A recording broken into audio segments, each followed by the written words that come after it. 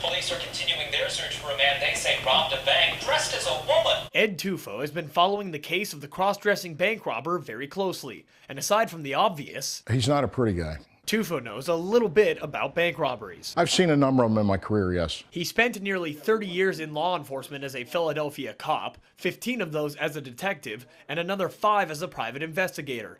Tufo says at certain times during his career, bank robberies were an almost daily occurrence, and they always had one thing in common. Going back for many, many years, that when you see a poor economy, and obviously we're in one now, the crime rate when it comes to robberies or thefts goes up. And go up, they have. Horry County saw 23 bank robberies in 2011 alone, and the pace doesn't appear to be slowing down.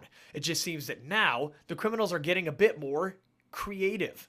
But as unusual as this bank robbery may be, Tufo says it's not the strangest he's ever seen. This obviously is very, very unusual. It's not the most unusual I've ever seen. So what could be stranger than a cross-dressing bank robber? Try this. These are mummers. They perform in a New Year's parade in Philadelphia every year, and Tufo says he worked a case where one of these guys robbed a bank. But disguises aside, Tufo says he thinks this cross-dressing bank robber made one crucial mistake, and it all has to do with his hands. He should have had, if he was going to do it, he probably should have had the long-fingered gloves. He's going to leave a fingerprint. He made mistakes. A move Tufo says will ultimately get him caught. My gut feeling is that mistakes were made, and he's dealing with Horry County and Myrtle Beach police departments, who I think are excellent police departments. They have great reputations.